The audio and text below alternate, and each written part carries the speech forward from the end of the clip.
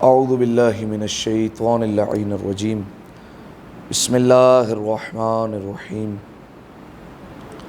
الحمد للہ الذی یخلق ولم یخلق ویرزق ولا یرزق ویطعم ولا یطعم ثم الصلاة والسلام علی عبدک ونبیک وصفیک ورسولک وخیرتک من الخلق ابی القاسم محمد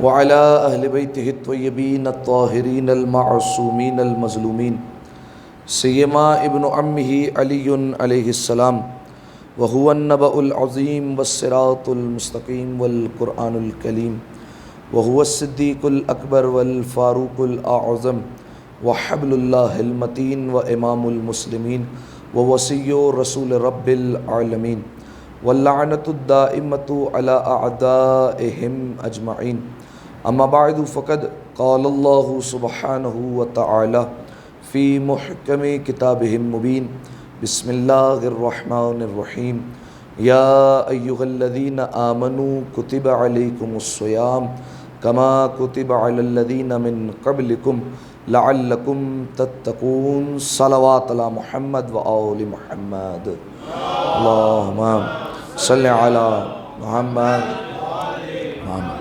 تمام تر تعریفیں اس ذات واجب الوجود کے لیے کہ جس نے ماہ رجب میں ایک بار پھر ہمیں روز جمعہ دیکھنا نصیب فرمایا، اور تمام تر شکر بھی اسی کی بارگاہ میں کہ جس نے نماز جمعہ جیسی سعادت سے ہمیں ہمکنار فرمایا۔ مزید توفیقات میں اضافے کے لیے ایک دفعہ مل کر بآواز بلند صلوات پڑھ دیں۔ اللہم صلی علی محمد و آل محمد۔ جزاکم اللہ۔ سامعین محترم، ہماری گفتگو مسلسل گناہن کبیرہ کے موضوع پر ہو رہی تھی، اور اس حوالے سے الحمدللہ تقریباً ہماری 20 نشستیں ہو چکی ہیں، اور مختلف گناہن کبیرہ کو آپ کی خدمت میں بیان کیا گیا۔ لیکن آج اس موضوع کو ہم یہیں پر روک رہے ہیں، اور اس موضوع کو انشاءاللہ بعد میں دوبارہ کنٹینیو کیا جائے گا، اور بعد میں دوبارہ جو ہے وہ انشاءاللہ شروع کریں گے۔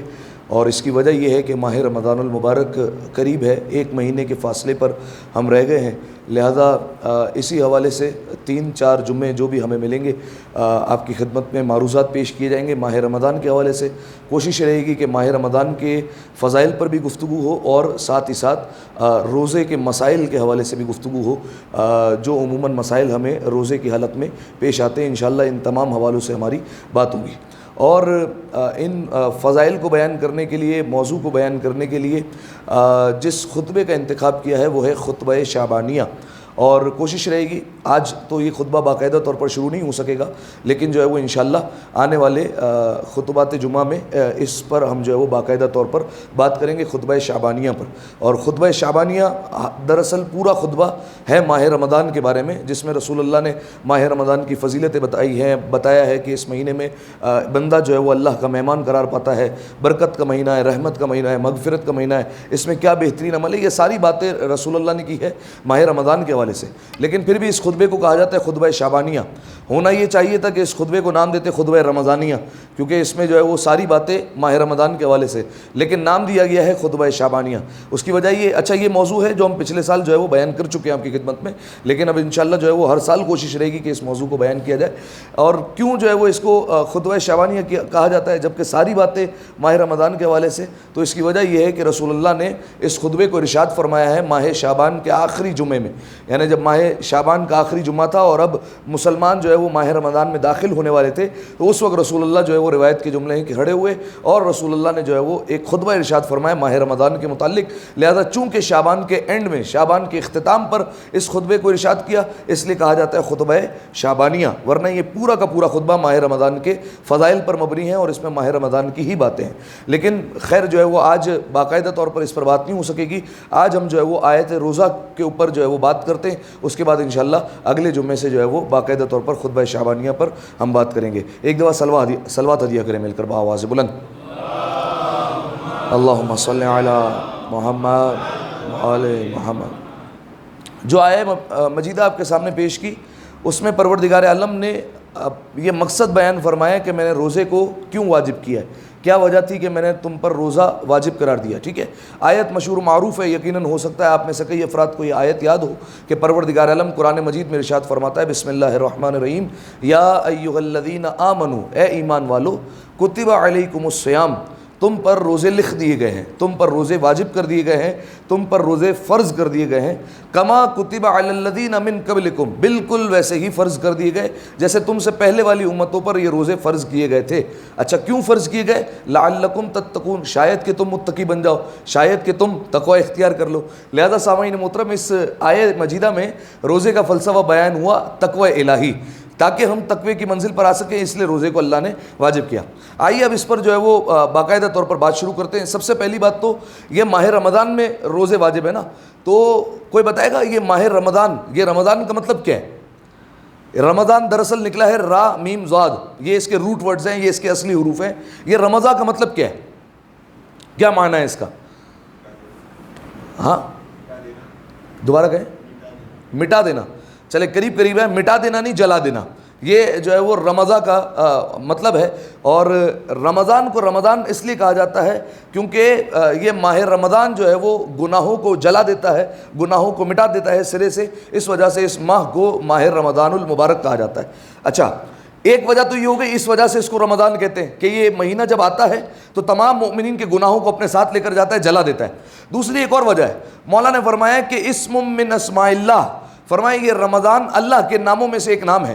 ہم یہ سمجھتے ہیں کہ فقط قرآن کے جو جلد پر جو ہے وہ 99 نام لکھے ہیں اللہ کے، بس وہی اللہ کے نام ہے. ایسا نہیں ہے کہ فقط اور فقط 99 نام اور جو ہے وہ اس کے علاوہ اللہ کا کوئی نام نہیں ہے، ایسا نہیں ہے. بلکہ دعائے جوشن کبیر آپ جا کر تلاوت کیجئے، اور انشاءاللہ ماہ رمضان میں ہم پڑھیں گے بھی، تو اس میں پروردگار عالم نے کتنے نام بیان کیے، پروردگار عالم کے کتنے نام بیان کیے گئے دعائے جوشن کبیر میں؟ کوئی بتا سکتا ہے؟ 100 تو آپ پڑھتے ہیں قرآن کی جلد پر، ایک اللہ اور باقی 99 نیمز. جزاکم اللہ. دعائے جوشن کبیر میں پروردگار عالم کے 1000 جو ہے وہ نام بیان کیے گئے. ٹھیک ہے، تو اس کا مطلب یہ ہوا کہ پروردگار عالم کے نام محدود نہیں ہیں، ہم اس کو 100,000 تک محدود نہیں کر سکتے. یہ دعائے جوشن کبیر کے علاوہ بھی پروردگار عالم کے کئی نام ہیں. یہ تو فقط وہ نام ہیں جو ہمارے سامنے ہیں، آپ اس کے علاوہ جا کر روایت اٹھا کر دیکھیں، آپ کو کئی جو ہے وہ پروردگار عالم کے نام ملیں گے. آپ کہیں گے یہ بھی پروردگار عالم کا نام ہے اور یہ بھی اسم الہی ہے، لہذا کئی جو ہے وہ پروردگار عالم کے نام ہیں. اس میں سے ایک نام ہے رمضان. اسی لیے جو ہے وہ کہا جاتا ہے، مولا نے فرمایا لا تقل جاء رمضان وذهب رمضان، فرمایا خبردار یہ نہ کہا کرو کہ رمضان آ گیا اور رمضان چلا گیا. ٹھیک ہے، ہماری جو ہے وہ حالانکہ عادت یہی ہے، بالفرض جو ہے وہ ابھی ہم 1 مہینے کے فاصلے پر رہ گئے، ابھی جو ہے وہ سارے کہنے لگیں گے یار رمضان آنے والا ہے. ٹھیک ہے، اور جو ہے وہ کتنے دن رہ گئے، یا جو ہے وہ کچھ لوگ کہتے ہوئے نظر آئیں گے اتنا جلدی یار عرصہ گزر گیا، ابھی تو رمضان گیا تھا پھر رمضان آ گیا. ٹھیک ہے، تو یہ ہم جو ہے وہ جملے کہتے ہوئے نظر آئیں گے. اور جدھر رمضان جو ہے وہ ختم ہونے لگے گا، 25ویں تاریخ گزرے گی، ابھی تو یار رمضان شروع ہوا تھا، یہ پھر رمضان چلا گیا. صحیح ہے، تو مولا نے حالانکہ منع فرمایا لا تقل جاء رمضان وذهب رمضان، فرمایا خبردار یہ نہ کہا کرو کہ رمضان آیا اور رمضان چلا گیا. کیوں؟ فرمایا لأنه اسم من اسماء اللہ، فرمایا کیونکہ یہ رمضان اللہ کے ناموں میں سے ایک نام ہے. صحیح ہے، اور آپ جانتے ہیں ہمارا جو مکتب فکر ہے اس کا عقیدہ یہ ہے، اس کا ماننا یہ ہے کہ پروردگار عالم کوئی جسم نہیں رکھتا. پروردگار عالم جسم سے منزہ ہے، جسم سے پاک ہے. وہ بغیر آنکھوں کے دیکھتا ہے، بغیر کانوں کے سنتا ہے، بغیر ہاتھوں کے پوری کائنات کا نظام چلاتا ہے. وہ تمام جسم سے منزہ ہے، اسے جسم کی ضرورت نہیں ہے. لہذا یہ جو جملہ کہا جاتا ہے کہ وہ آ گیا اور یہ چلا گیا، یہ جسم پر صدق آتا ہے. بالفرض میں کہوں یہ عباس بھائی آ گئے مسجد میں، ٹھیک ہے، یہ میں کیوں کہوں گا؟ کیونکہ جسم رکھتے ہیں، جس میں مادی ہے. صحیح ہے، تو جس میں مادی ہے تو میں ان کے بارے میں کہہ سکتا ہوں آ گئے یا چلے گئے. ٹھیک ہے، ابھی نماز جمعہ ختم ہوگی، میں کہوں گا ابھی تک یہاں پر لوگ آئے تھے لیکن اب جو ہے وہ نماز کے بعد سارے کے سارے یہاں سے چلے گئے. ٹھیک ہے، تو یہ بندوں کے لیے استعمال ہوتا ہے آنا اور جانا، لیکن پروردگار عالم چونکہ جسم سے منزہ ہے، جسم سے پاک ہے، لہذا اس کے لیے کہنا ٹھیک نہیں ہے کہ وہ آیا یا چلا گیا. صحیح ہے، تو مولا نے فرمایا رمضان اللہ کے ناموں میں سے ایک نام ہے، لہذا خبردار یہ نہ کہا کرو جاء رمضان وذهب رمضان، رمضان آیا رمضان چلا گیا. پھر مولا کیسے کہیں؟ فرمایا بالکل جاء شہر رمضان وذهب شہر رمضان، بلکہ ایسا کہا کرو کہ رمضان کا مہینہ آ گیا اور رمضان کا مہینہ چلا گیا. تمہارے بات کرنے سے پتہ چلے کہ تم مہینے کی بات کر رہے ہو. ٹھیک ہے، لیکن خیر اس میں آپ کے سامنے بیان کر دوں کہ اگر بالفرض جو ہے وہ کسی انسان کی زبان سے غلطی سے نکل جاتا ہے اور وہ روا روی میں چونکہ ہماری بچپن سے عادت بن گئی اور اس طریقے سے کہہ دیتا ہے تو اس طریقے سے کہنے میں کوئی حرج نہیں ہے، ٹھیک ہے، لیکن اگر بالفرض یاد آ جائے تو جو ہے وہ اپنی اصلاح کر لے، لیکن اگر کہہ دیتا ہے تو اس میں جو ہے وہ کوئی مسئلہ نہیں ہے، صحیح ہے۔ تو یہ آپ کے سامنے جو ہے وہ میں نے بیان کیا کہ ماہ رمضان کا نام رمضان کیوں رکھا گیا، دو وجہ سے، ایک یہ رمضان اللہ کے ناموں میں سے ایک نام ہے، اور دوسرا یہ رمضان نکلا ہے رمضان سے، را میم ضاد، اور رمضان کا مطلب ہے جلا دینا، تو چونکہ ماہ رمضان آتا ہے اور گناہوں کو جلا دیتا ہے اس لیے ماہ رمضان کو رمضان کہا جاتا ہے۔ ایک دفعہ صلوات ہدیہ کریں مل کر بآواز بلند، اللہم صلی علی محمد وآل محمد۔ اب آئیے اس آیت پر باقاعدہ طور پر بات شروع کرتے ہیں اور اس آیت کا تجزیہ کرتے ہیں، ایک ایک ٹکڑے پر بات کرتے ہیں۔ آپ دیکھیے پروردگار عالم نے بیان فرمایا یا ایھا الذین آمنوا کتب علیکم الصیام، اے ایمان والو تم پر روزے لکھ دیے گئے۔ معصوم کا فرمان ہے، میں مفہوم بیان کر رہا ہوں، معصوم کا فرمان ہے کہ روزے جیسی مشکل عبادت کو بھی پروردگار عالم نے یا ایھا الذین آمنوا کہہ کر آسان کر دیا ہے، ٹھیک ہے۔ دیکھیے روزہ دوسری عبادتوں کی نسبت جو ہے وہ مشکل عبادت ہے، بالفرض ماہ رمضان میں ایک پوری انسان کی روٹین چینج ہو جاتی ہے، ایک مشکل کام ہے۔ ویسے جو ہے وہ انسان کو اگر نماز پڑھنی ہے تو نماز کے مصلی پر آئے گا، 4 رکعت پڑھی، نماز ختم ہو گئی، ایک واجب ادا ہو گیا۔ خمس نکالنا ہے، سال میں ایک دفعہ واجب ہوتا ہے، حساب کتاب کیا، فوراً نکالا، بات ختم ہو گئی، ٹھیک ہے۔ تو یہ وہ عبادت ہے جو نسبتاً آسان ہے۔ ماہ رمضان میں جدھر ماہ رمضان شروع ہوا، جدھر سے جو ہے وہ روزے رکھنے کی بات شروع ہوئی، اب جو ہے وہ اذان فجر سے لے کر اذان مغرب تک یعنی دن کا بیشتر حصہ انسان کو مبتلاۃ روزہ سے پرہیز کرنا ہے، ٹھیک ہے، کھانے پینے سے بچ جانا ہے۔ یہ جتنی انسان کی روٹین بنی ہوئی تھی، صحیح ہے کہ اس وقت کھانا ہے، اس وقت کھانا ہے، مجھے اس وقت کھانا ہے، اور اس کی جو ایک روٹین بنی ہوئی تھی کہ شام کی چائے پیتا ہوں اور یہ کرتا ہوں وہ کرتا ہوں، سارا جو ہے وہ اسلام نے ایک مقرر وقت دے دیا، اس وقت پر کچھ نہیں کر سکتے، اس کے علاوہ جو کرنا ہے کرتے رہو، ٹھیک ہے۔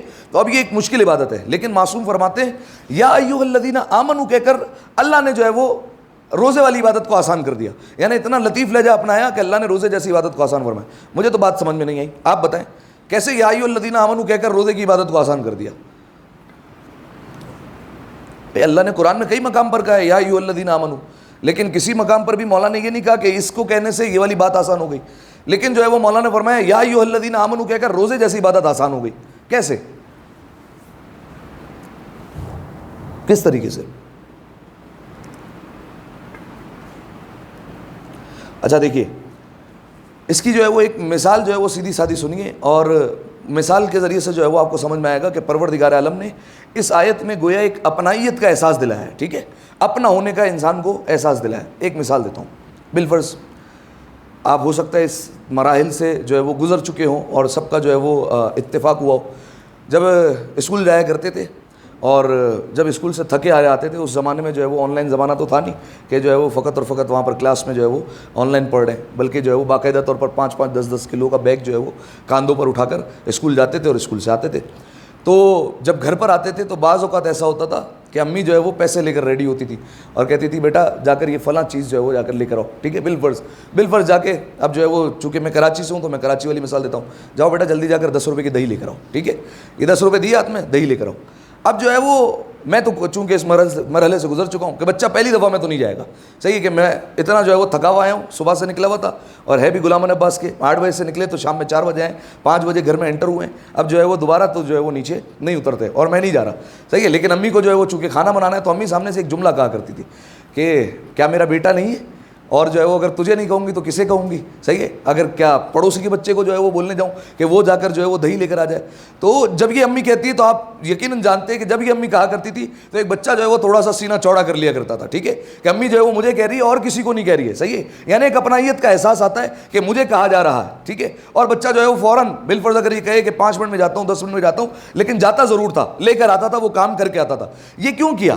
حالانکہ وہ اتنا دن بھر جو ہے وہ تھک کر آیا ہے اور اس کے جو ہے وہ جسم پر تھکان طاری ہے، لیکن پھر بھی وہ جو ہے وہ جانے کے لیے تیار ہو گیا۔ یہ صرف ایک جملے کی وجہ سے جو ماں نے کہا کہ کیا تو میرا بیٹا نہیں ہے، اگر تجھے نہیں کہوں گی تو کس سے کہوں گی، یہ ایک جملے کی وجہ سے یہ دن بھر کی جو تھکن تھی وہ پوری سمٹ کر ایک طرف آ گئی اور ہم نے فوراً جا کر جو ہے وہ گھر کا کام کر لیا۔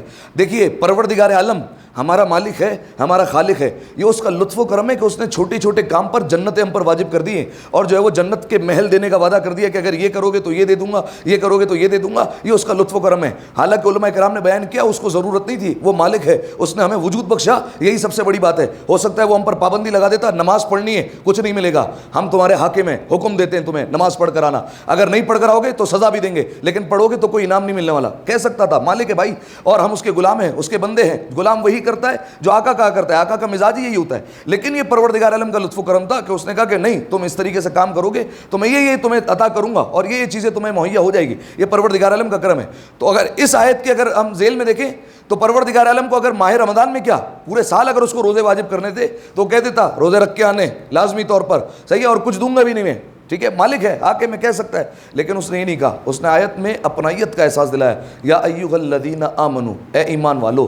میں عام انسانوں سے بات نہیں کر رہا, میں تمام لوگوں سے بات نہیں کر رہا, میں مومن کہہ کر پکار رہا ہوں. تم تو وہ ہے جو مجھ پر ایمان لے کر آئے ہو. اور میں نے پہلے ہی آپ کی خدمت میں بیان کیا, جہاں پر بھی یا ایھا الذین آمنوا آ جائے تو علماء بیان کرتے ہیں کہ اللہ گویا اس طریقے سے کہہ رہا ہے کہ اے علی کی ولایت پر باقی رہنے والو, اور پھر بات کرتا ہے. اب سوچئے علی کی ولایت سے بڑا ہمارا جو ہے وہ کیا امتیاز ہے کہ پروردگار عالم ہمیں ولایت امیر المومنین کے ذریعے سے مخاطب کر رہا ہے. اے علی کی ولایت پر باقی رہنے والوں, میں تم سے بات کر رہا ہوں اور کسی سے بات نہیں کر رہا ہوں. اپنائیت کا احساس دلایا, پھر حکم دیا. ٹھیک ہے, تو مولانا نے فرمایا یا ایھا الذین آمنوا کہہ کر پروردگار عالم نے روزے جیسی مشکل عبادت کو آسان کر دیا.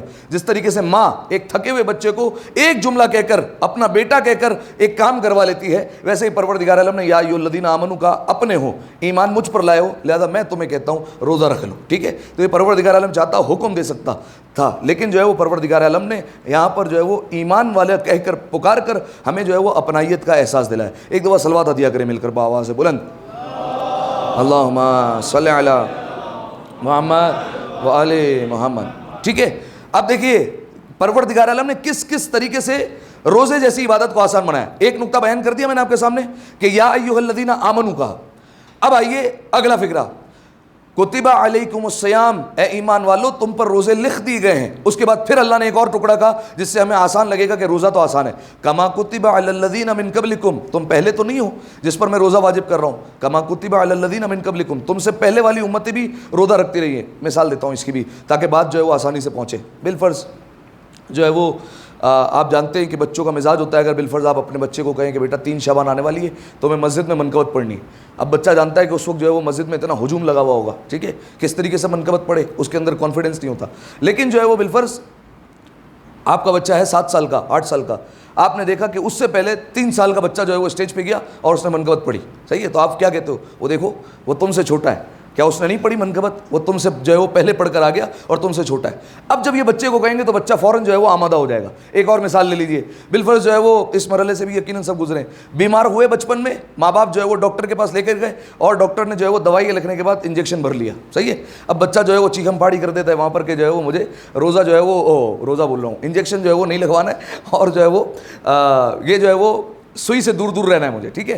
لیکن جو ہے وہ بالفرض اس وقت اگر جو ہے وہ کوئی اور بچہ وہاں پر ہو کلینک میں اور وہ چھوٹا ہو اور اسے انجیکشن لگا دیا جائے, صحیح, تو ماں باپ جو ہے وہ تسلی دینے کے لیے چاہیں تو وہ بھائی پاکستانی انڈین ماں باپ ہے, مار کے بھی جو ہے وہ لگا سکتے ہیں, بھائی لگواؤ یہ, لیکن جو ہے وہ کہا کہ وہ دیکھو وہ تم سے چھوٹا ہے وہ لگوا رہا ہے, صحیح ہے, تھوڑی سی جو ہے وہ شرم کھائے بندہ اور جو ہے وہ اس کو دیکھ کر ہی لگوا لے. تو ایک بندہ جو ہے وہ اس کو دیکھ کر کہ یار وہ یہ کام کر سکتا ہے تو میں بھی تو کر سکتا ہوں, اور پھر وہ جو ہے وہ انجیکشن لگوا لیتا ہے, ٹھیک ہے. تو کہنے کا مطلب یہ کہ ایک بندہ جب ہم سے پہلے کام کر لیتا ہے تو وہ بعد میں جو ہے وہ آنے والوں کے لیے کام کرنا آسان ہو جاتا ہے. اگر ہمیں کلاس میں کہا جائے پہلے کہ بھائی 10 منٹ پریزنٹیشن دے دو آگے, ہر بچہ گھبرائے گا, ہم پہلے نہیں جائیں گے. لیکن بالفرض 4-5 بندے پہلے جا کر دے کر آ گئے, اب جو ہے وہ تھوڑی ایک تسلی ہو جاتی ہے, یار یہ بھی تو دے کر آ گئے, ہم بھی دے سکتے ہیں, ٹھیک ہے. تو یہ یہاں پر آیت میں یہی ہے, پروردگار عالم نے کہا تم پہلے نہیں ہو جس پر میں نے روزہ لازم کیا ہے. کما کتب علی الذین من قبلکم, تم سے پہلے والے امتوں پر بھی روزہ واجب کیا ہے. یعنی دوسرے الفاظ میں بدل کر یوں کہہ دیتا ہوں, جب موسیٰ کی امت ہو کر وہ روزہ رکھ سکتی ہے, عیسیٰ کی امت ہو کر وہ روزہ رکھ سکتی ہے, تو تم تو محمد کی امت ہو, تم کیسے روزہ نہیں رکھ سکتے ہو.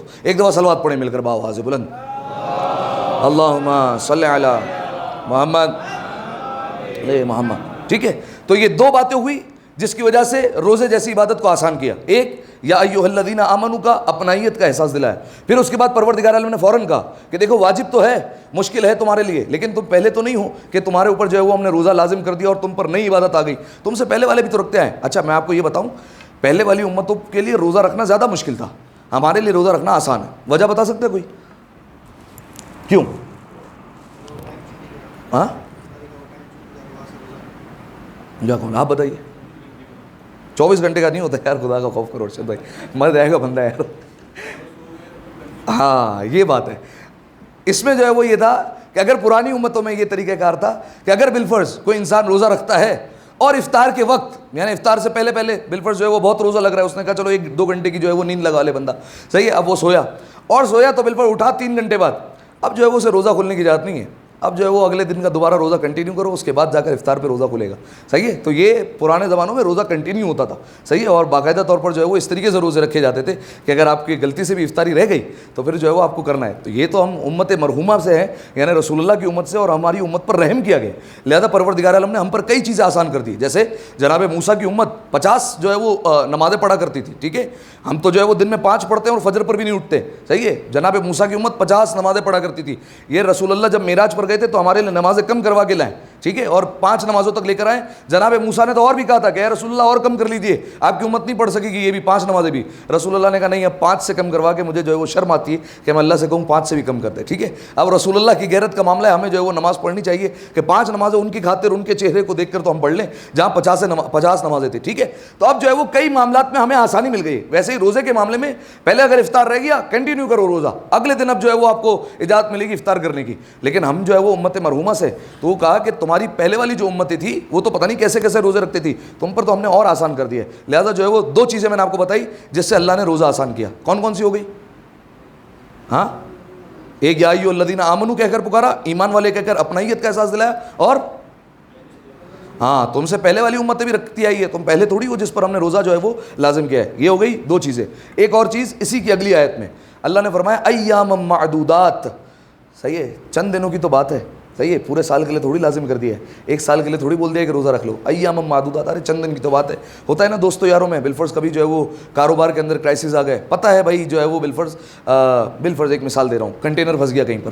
صحیح ہے. اب جو ہے وہ کلیئر کروانا ہے کنٹینر کو، اور جو ہے وہ پتہ ہے بھائی کہ جو ہے وہ اگر 8-10 دن تک نہیں نکلے گا تو یہ پریشانی والے گزریں گے. لیکن جو ہے وہ بالفرض حوصلہ دینے کے لیے کہتے ہیں چند دن کی تو بات ہے. صحیح ہے. چند دن کا تو کھیل ہے. صحیح ہے. تو اسی طریقے سے جو ہے وہ پروردگار عالم نے بھی کہا چند دن کی تو بات ہے، 30 دن گزر جائیں، 30 دن روزہ رکھ لو، اس کے بعد عید ہم نے تمہارے لیے تو رکھی ہے. صحیح ہے. عید منانا، خوشیاں منانا یہ تمہارے لیے تو رکھا ہوا ہے. صحیح ہے. ہاں، عید پر دیکھیں ایسا نہیں ہے کوئی بالفرض زیادہ متقی بن جائے اور کہ ہم جو ہے وہ عید والے دن بھی روزہ رکھیں گے. نہیں، عید والے دن اللہ نے جو ہے وہ آرام کیا روزہ کہ نہیں، جہاں ساری امت نہیں رکھ رہی ہے تو تمہیں بھی اب نہیں رکھنا ہے. صحیح ہے. چند دنوں کے لیے ہم نے لازم کیا تھا، بس وہ چند دن کے لیے تم نے رکھ لیا، بس یہ تمہارا امتحان جو ہے وہ پورا ہو گیا. ٹھیک ہے. صلوات پڑھیں ایک دفعہ مل کر بآواز بلند.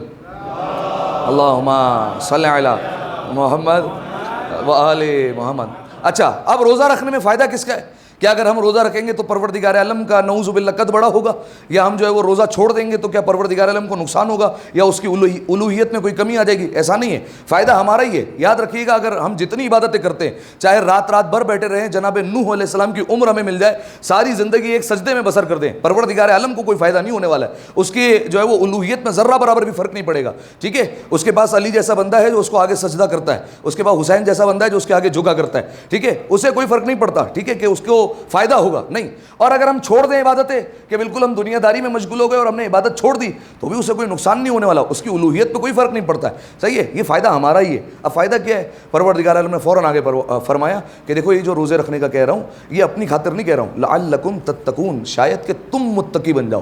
صحیح ہے. تم جو ہے وہ تقوی الہی کو اختیار کر لو. ٹھیک ہے. اچھا، تقوی کا مطلب کیا ہے بتا دیں؟ حلال نہیں کی بھی نہیں. 40 تقریری ہوئی ہے خطبہ حمام پہ، آپ تو بتائیں گے نا. چلے آسان الفاظ میں یہی گناہوں سے بچنا. ہاں صحیح ہے. واجبات کو انجام دینا، محرمات سے پرہیز کرنا، اور آسان الفاظ میں گناہوں سے بچ جانا، اپنے آپ کو مکمل حرام کاموں سے بچا لینا، اس کو کہتے ہیں تقویٰ. آپ کے مولانا صاحب اس کا کیا تعلق ہے؟ اللہ کہہ رہا ہے روزہ رکھو تاکہ متقی بن جاؤ. اس کا کیا تعلق ہے کہ حرام کام سے جو ہے وہ انسان بچ جائے گا؟ ٹھیک ہے. آپ غور کیجئے. پروردگار عالم نے جو ہے وہ کیا کیا؟ باقی عبادتوں میں آپ کو کچھ کرنے کا کہا ہے. حج میں بالفرض جو ہے وہ 7 چکر لگانے ہیں اور جو ہے وہ صفا مروہ کے درمیان دوڑنا بھی ہے اور یہ بھی کرنا ہے، خمس میں پیسہ نکالنا ہے، نماز میں رکوع قیام سجود کرنا ہے. ہر عبادت میں کچھ نہ کچھ کرنا ہوتا ہے. روزے میں کچھ نہ کرنا ہوتا ہے. صحیح ہے. یعنی آپ کو مبتلات روزہ سے بچنا ہے. جو چیزیں روزے کو باطل کرتی ہیں اس سے پرہیز کرنا ہے. کھانے سے پرہیز کرنا ہے، جو ہے وہ پینے سے پرہیز کرنا ہے. یہ ساری کی ساری چیزیں جو ہے وہ شریعت نے باؤنڈری لگائی ہے کہ اس سے پرہیز کرنا ہے. اب جو ہے وہ پروردگار عالم نے گویا انسان کو اس کی طاقت کا احساس دلایا کہ دیکھو 1 مہینے تک جو چیزیں حلال تھی یعنی کھانا کھا سکتے تھے, پانی پی سکتے تھے, لیکن میرے کہنے پر 1 مہینے تک تم جب میری حلال کی ہوئی چیزوں سے بچ سکتے ہو تو بقیہ 11 مہینے میرے کہے پر جو ہے وہ حرام چیزوں سے بھی تو بچ سکتے ہو. ٹھیک ہے, تو یہ پروردگار عالم نے گویا ایک طاقت کا احساس دلایا کہ اگر جو ہے وہ چاہو تو تم متقی بن جاؤ. اچھا آپ غور کیجئے, پروردگار عالم نے حتماً نہیں کہا کہ تم متقی بن جاؤ گے, فرمایا شاید کہ تم متقی بن جاؤ. شاید کیوں لگایا؟ کیونکہ سارے روزے رکھنے والے برابر نہیں ہیں, سب کا ایک جیسا مرتبہ نہیں ہے. کوئی روزہ رکھنے والا سلمان ہوگا, کوئی ابو ذر ہوگا, کوئی میسم ہوگا, ان کا لیول الگ ہے. ہم روزہ رکھیں گے, ہمارا لیول الگ ہے. وہ اگر روزہ رکھتے ہیں تو متقی جو ہے وہ بالفرض ساری زندگی کے لیے ہو گئے, وہ صحیح ہے, ان کا تقویٰ جو ہے وہ اگلے رمضان تک سلامت رہتا ہے. اگلے رمضان تو ایسے ہی سمجھانے کے لیے کہہ رہا ہوں, ورنہ تو تا زندگی انہوں نے اپنایا ہوا تھا. لیکن ہم بالفرض جو ہے وہ ادھر جو ہے وہ 29واں روزہ ہوا, جدھر عید آئی اور ادھر جو ہے وہ گلم گلوچ شروع, ٹھیک ہے, اور جو ہے وہ ادھر ساری کی ساری جو ہے وہ باتیں شروع ہو گئی. تو پروردگار عالم نے پہلے ہی کہا ہے شاید کہ تم متقی بنو. بلکہ عید تو بہت دور ہو گئی, رمضان میں جو ہے وہ افطار کے بعد بھی تو موقع ملتا ہے دوستوں کے ساتھ ملنے کا, اس میں بھی دے سکتے ہیں. ٹھیک ہے, کوئی بڑی بات تھوڑی. ایک دفعہ صلوات پڑھیں مل کر بآواز بلند, اللہم صلی علی محمد والے, ایک بلند ترین صلوات پڑھ دیں مل کر, اللہم صلی علی محمد والے محمد. ٹھیک ہے, تو شاید کیوں کہا؟ شاید کا لفظ استعمال اس لیے کیا؟ ایسا نہیں ہے کہ پروردگار عالم کو نعوذ باللہ پتہ نہیں ہے, وہ تو عالم الغیب ہے, اسے تو ہر چیز کا علم ہے. یہ روزہ رکھنے والے مختلف ہیں, اس وجہ سے پروردگار عالم نے کہا کہ کوئی روزہ رکھنے والا سلمان جیسا ہوگا, کوئی روزہ رکھنے والا مجھ جیسا ہوگا. لہذا پروردگار عالم نے کہا شاید تم متقی بنو.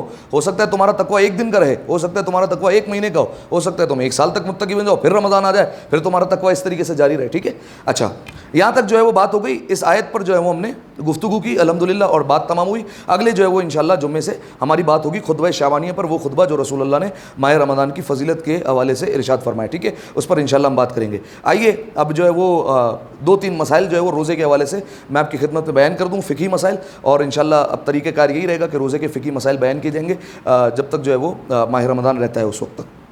اچھا پہلے تو دیکھیے 4 قسمیں ہیں روزے کی, یا تو روزہ واجب ہوتا ہے, یا تو روزہ حرام ہوتا ہے, یا تو مستحب ہوتا ہے, یا مکروہ ہوتا ہے. بتائیے کیسے؟ واجب کب ہوتا ہے؟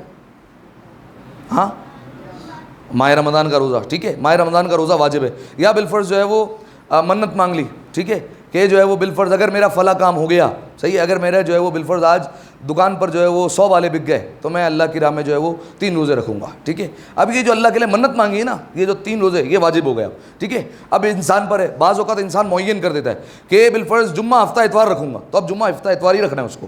ٹھیک ہے, بعض اوقات تاریخ معین کر دیتا ہے. ٹھیک ہے, تو یہ اب انسان کے اوپر ہے کہ اس نے منت کس طریقے سے مانی ہے, لیکن یہ روزہ واجب ہو سکتا ہے. تو یہ ہو گیا واجب روزہ, ماہ رمضان کا روزہ, منت کا روزہ. ایک روزہ ہوتا ہے حرام روزہ. حرام روزہ کون سا ہے؟ ہاں عید کا روزہ. جزاکم اللہ. عید کے دن روزہ رکھنا جو ہے وہ حرام ہے, چاہے انسان جتنا بڑا بھی متقی بن جائے, لیکن پروردگار عالم نے کہا عید کے دن جو ہے وہ روزہ نہیں رکھنا ہے. اچھا مکروہ روزہ, مکروہ کب ہوتا ہے روزہ رکھنا؟ ہاں روزہ عاشور.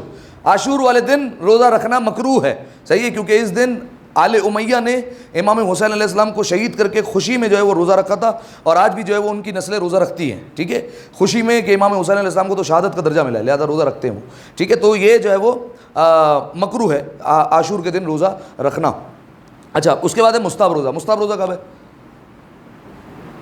پورا سال. پورا سال تو پھر رمضان بھی ہے, پھر عاشور والا بھی ہے. ہاں واجب, حرام, مکروہ, ان تینوں کو ہٹا دیں تو پھر جو رہ گئے وہ ہے مستحب. صحیح ہے, سارے سال کے روزے جو ہے وہ مستحب ہے. ان تینوں کو ہٹا دیں, واجب کو بھی ہٹا دیں, حرام کو بھی ہٹا دیں, اور مکروہ کو بھی ہٹا دیں. ٹھیک ہے, ہاں اس میں جو ہے وہ فرق آ جاتا ہے کہ بعض میں زیادہ ثواب ہے, بعض میں کم ثواب ہے. معصومین کی ولادت پر زیادہ ثواب ملے گا. اسی طریقے سے سال کے جو 4 روزے اس پر جو ہے وہ زیادہ ثواب ہے. 27 رجب ہے, 17 ربیع الاول ہے, 25 ذوالقعدہ ہے, 18 ذی الحجہ ہے. یہ وہ روزے جس پر بہت زیادہ ثواب ہے, بہت زیادہ تاکید کی گئی ہے. تو یہ 4 روزے کی جو ہے وہ پہلے تو قسم ہو گئی. اب آئیے ایک فقہی مسئلہ, کیا مریض پر روزہ رکھنا واجب ہے؟ مریض نہیں ہے, 101 بخار ہو جائے تو چھوڑ دینا روزہ, آپ فتویٰ دے رہے ہیں. طاقت واقت کے اوپر نہیں ہے. ایک فارمولہ بتائیں. ڈاکٹر کے ابھی میں بتاتا ہوں, ڈاکٹر کی کوئی حیثیت نہیں اس معاملے میں. ہاں دیکھیں, ہاں یہ آپ کو یاد ہے پچھلے سال کا. اچھا مریض کا معاملہ یہ ہے کہ 2 چیزیں ہوں, یا تو اس کو پتا ہو کہ اگر وہ روزہ رکھے گا تو اس کی بیماری طویل ہو جائے گی, صحیح ہے, یعنی بالفرض جو ہے وہ جہاں ڈاکٹر نے 1 دن بیڈ ریسٹ کا کہا تھا, اب جو ہے وہ اگر روزہ رکھ لیا تو یہ کہانی 5-6 دن پر جائے گی, یہ بیماری طویل ہو جائے گی, طول پکڑ جائے گی, یا ہو سکتا ہے اور زیادہ جو ہے وہ لمبی ہو جائے, یا پھر جان کا خطرہ ہوگا, تو اب جو ہے وہ اس پر سے روزہ ساکت ہے. اب جو ہے وہ بیمار پر روزہ رکھنا واجب نہیں ہے. ماہ رمضان ختم ہوگا, اس کے بعد جو ہے وہ قضا کی کہانی آئے گی, لیکن ابھی فعلاً اس پر روزہ واجب نہیں ہے. یہ 2 چیزیں ہوں, یا تو جو ہے وہ بیماری طول ہونے کا خطرہ ہو, یا پھر جو ہے وہ اس کی جان جانے کا خطرہ ہو. اس صورت میں جو ہے وہ روزہ رکھنا اس پر واجب نہیں. اس کے علاوہ جو ہے وہ روزہ رکھے گا. اچھا, اگر بالفرض ڈاکٹر کے پاس جاتا ہے, میں نے یہ بلا وجہ نہیں کہا کہ ڈاکٹر کی اس معاملے میں کوئی وقت نہیں ہے, بلا وجہ نہیں کہا. اگر بالفرض کوئی انسان جائے ڈاکٹر کے پاس اور ڈاکٹر جو ہے وہ بالفرض کہتا ہے کہ حضور آپ کی طبیعت خراب ہے, آپ روزہ نہ رکھیں, کیا کرنا ہے؟ ہاں, ڈاکٹر کہہ رہا ہے روزہ نہ رکھیں, آپ کو دلی اطمینان ہے, بھائی پہلے بھی ہوتا رہا ہے, پچھلے رمضان میں بھی ایسی طبیعت خراب ہوئی تھی لیکن میں نے رکھا تھا, مجھے پتا ہے کچھ نہیں ہوتا ہے, ڈاکٹر صاحب کہہ رہے ہیں بھلے کہنے دو, ٹھیک ہے. اب یہ جو ہے وہ اگر آپ کو دلی طور پر اطمینان ہے, صحیح ہے, کہ میں جو ہے وہ روزہ رکھ سکتا ہوں, آپ پر روزہ رکھنا واجب ہے, صحیح ہے. اسی طریقے سے آپ الٹا بھی کر لیجیے, اپوزٹ بھی کر لیجیے. ڈاکٹر کہہ رہا ہے روزہ رکھ سکتے ہو, کوئی مسئلے والی بات نہیں ہے, لیکن آپ کو پتا ہے یار پچھلے رمضان بھی رکھا تھا, جو ہے وہ مسئلہ ہو گیا تھا, اور مجھے جو ہے وہ اطمینان ہے کہ نہیں, طبیعت جو ہے وہ زیادہ بگڑ سکتی ہے. آپ کا اندر کا اطمینان کہہ رہا ہے کہ نہیں, آپ جو ہے وہ روزہ نہیں رکھ سکتے, بھلے ڈاکٹر لاکھ کہتا رہا ہے کہ آپ روزہ رکھ سکتے ہیں, آپ کو جو ہے وہ نہیں رکھنا, ٹھیک ہے. یعنی خلاصہ کلام یہ, آپ کو اس معاملے میں ڈاکٹر کی نہیں ماننی ہے, آپ کو اپنی ماننی ہے, صحیح ہے. ہاں, وہ الگ بات ہے کہ بالفرض آپ کو ڈاکٹر کی بات پر اطمینان آ جاتا ہے, ڈاکٹر کہہ رہا ہے روزہ نہیں رکھیں, آپ کو پتا ہے ہاں بھائی طبیعت خراب ہو سکتی ہے, ڈاکٹر صحیح کہہ رہا ہے, تو آپ اس کی بات مان لیں. لیکن خلاصہ کلام یہ, آپ کو ماننی ہے اپنے دل کی, آپ کو ڈاکٹر کی جو ہے وہ نہیں ماننی, ٹھیک ہے. اچھا, یہ ہو گیا بیماری کا مسئلہ. اچھا, اب آئیے, روزے کا ٹائم جو ہے وہ شروع ہوتا ہے کب سے؟ فجر کے بعد سے, اذان فجر سے لے کر اذان مغرب تک, یہ ہے روزے کا ڈیوریشن, اس میں آپ کو روزہ رکھنا ہے, ٹھیک ہے. اچھا, اذان فجر سے مراد یہ ہے جس پر اذان کا ٹائم ہو رہا ہے, ایسا نہیں جس پر مؤذن اذان دے رہا ہے. اب مؤذن بالفرض 15 منٹ لیٹ اٹھا ہے اور 15 منٹ لیٹ اذان دے رہا ہے, تو ہمارا روزہ اس وقت سے شروع نہیں ہوگا, صحیح ہے. ٹائم جو ہے وہ وہی ہے اذان کا جو کیلنڈر میں لکھا ہوا ہے, اس پر جو ہے وہ روزہ شروع ہو رہا ہے. لیکن کیا آپ کو اسی وقت سے روزہ شروع کرنا ہے؟ نہیں, آپ کو احتیاط کرنی ہے, ٹھیک ہے. ہر عبادت میں احتیاط کرتے ہیں, وضو میں کونی سے ہاتھ دھونے, لیکن آپ تھوڑا سا اوپر سے پانی ڈالتے ہیں تاکہ آپ کو یقین ہو جائے کہ کونی بھی دھل گئی ہے, ٹھیک ہے. تو اسی طریقے سے روزے میں بھی آپ کو احتیاط کرنی ہے. اذان فجر سے کچھ دیر پہلے, 10 منٹ پہلے ضروری نہیں ہے, صحیح ہے. بزرگان کہتے ہیں اگر آپ مان لیں تو بہت اچھی بات ہے, ورنہ 5 منٹ پہلے, 3 منٹ پہلے آپ کو یقین ہو جاتا ہے کہ ہاں بھائی میں جو ہے وہ روزے کی حالت سے ہی جو ہے وہ فجر سے روزے کی حالت میں ہی رہوں گا, تو آپ جو ہے وہ 2 منٹ پہلے بند کریں, 3 منٹ پہلے بند کریں, آپ کی مرضی ہے. لیکن احتیاط ضروری ہے, احتیاط تو کرنی پڑے گی, چاہے 3-4 منٹ کی ہی کیوں نہ ہو, آپ کو احتیاط کرنا لازمی ہے. اچھا, یہ احتیاط خالی اذان فجر پر نہیں ہے, یہ احتیاط اذان مغرب پر بھی ہے, صحیح ہے. یعنی اذان فجر سے لے کر اذان مغرب تک. اب کیا اذان مغرب پر احتیاط کرنے کے لیے تھوڑا سا پہلے کھلنا ہے؟ نہیں, تھوڑا سا بعد میں کھلنا ہے, ٹھیک ہے. تھوڑا سا بعد میں جائیں گے تاکہ یقین ہو جائے کہ مغرب کے وقت تک ہم روزے کی حالت سے رہے ہیں, ٹھیک ہے. تو آپ کو مغرب پر جو ہے وہ تھوڑا دیر بعد کھولنا ہے, ٹھیک ہے. ایسا نہیں بالفرض آپ ماوا ہاتھ میں پکڑ کے کھڑے رہیں, ادھر اذان دیں اور ہم جو ہے وہ منہ میں ڈالیں کچھ نہ کچھ, صحیح ہے. یا ہمارے مسلمان بھائیوں کی طرح 4 بجے سے کھجورے اور شربت لے کر کھڑے ہوئے کہ ابھی جو ہے وہ ہم جو ہے وہ روزہ جیسے ہی اذان ہو اور منہ میں ڈال دیں. نہیں, یہ طریقہ کار صحیح نہیں ہے, بلکہ جو ہے وہ آپ کو احتیاط کرنی پڑے گی, صحیح ہے. بزرگان ایسے ہی نہیں کہتے تھے کہ اشہد ان محمد رسول اللہ پر روزہ کھولو تاکہ تھوڑی اذان گزر جائے اور تمہیں یقین ہو جائے کہ بھائی تم روزے کی حالت سے رہے ہو, ٹھیک ہے. تو تھوڑا سا احتیاط کرنا ہے, بعد میں کھولنا ہے, صحیح ہے. اچھا, علماء تو یہ کہتے ہیں, بلکہ فرمان ہے کہ روزہ جو ہے وہ انسان کو نماز کے بعد کھولنا چاہیے, صحیح. اس کی وجہ یہ کہ اگر مغرب اور عشاء کی نماز کے بعد روزہ کھولے گا تو اس کا مطلب یہ کہ انسان نے 5 نمازیں روزے کی حالت میں پڑھی ہے, ٹھیک ہے. تو یہ زیادہ بہتر ہے. اچھا, یہ ہو گئے 2 مسئلے. اور آخری جو ہے وہ مسئلہ یہ کہ غلطی سے اگر کوئی کھا پی لے تو اس کا روزہ باطل نہیں ہوتا, صحیح ہے. لیکن اگر بالفرض ایک مسئلہ اور یہ ہے کہ اگر بالفرض شدید پیاس لگ رہی ہے انسان کو اور اس نے پکا ارادہ کر لیا, صحیح ہے, کہ بس روزہ توڑنا ہے, اب برداشت نہیں ہو رہا, برداشت سے باہر ہو گیا, آؤٹ آف کنٹرول ہے, صحیح ہے. اس کو جو ہے وہ پانی کا کولر دکھ گیا اور اس پر جو ہے وہ ٹھنڈا پانی اس کے سامنے ابھی بھی برف ڈالا گیا ہے, صحیح ہے. وہ کہہ رہا ہے کہ بس پینا ہے پانی, صحیح. اور اس نے پکا ارادہ کر لیا, ادھر پینے گیا اور پیچھے سے جو ہے وہ مولانا صاحب آ گئے یا پیچھے سے جو ہے وہ ابا جان آ گئے اور کہا کہ بیٹا کیا کر رہے ہو, روزہ نہیں ہے. اب جو ہے وہ بالفرض اس نے ابا کے ساتھ رہ کر روزہ کمپلیٹ تو کر لیا, روزے کا کیا حکم ہے؟ باطل ہے, روزہ باطل ہے, صحیح ہے. یعنی خلاصہ کلام یہ کہ اگر جان بوجھ کر کسی ایسی چیز کا ارادہ کر لے جس سے روزہ باطل ہو جاتا ہے, چاہے وہ نہ بھی کرے تب بھی روزہ باطل ہو جائے گا, صحیح ہے. یعنی پانی پینے کا پکا ارادہ کر لیا پھر نہ بھی پیا, روزہ باطل ہے. یعنی روزہ پورا بھی کرو اور بعد میں جو ہے وہ اس کی جا کر قضا بھی کرنی پڑے گی. صلوات پڑھیں مل کر بآواز بلند, اللہم صلی علی محمد وآل محمد. کسی کا سوال ہو تو انشاءاللہ جو ہے وہ بعد میں حل کریں گے, ٹائم ہو گیا. اعوذ باللہ من الشیطان اللعین الرجیم, بسم اللہ الرحمن الرحیم. انا اعطینک الکوثر فصل لربک وانحر ان شانک هو الابتر. صلوات پڑھیں 3 دفعہ مل کر. اللہم صلی علی محمد وآل محمد. اللہم صلی علی محمد وآل محمد اللهم صل على محمد وآل محمد.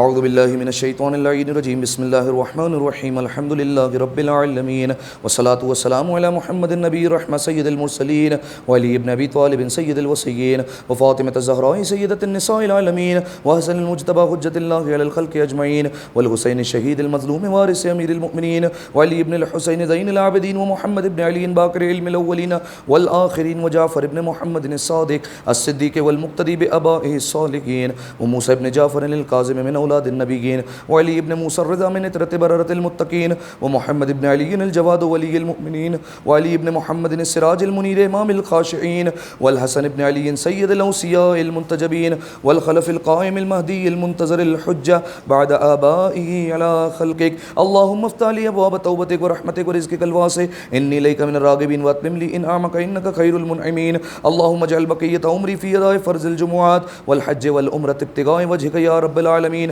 وصلی اللہ علی محمد وآلہ الطیبین الطاہرین والسلام علیہ وعلیہم. صلوات پڑھیں مل کر. اللہم صلی علی محمد وآل محمد.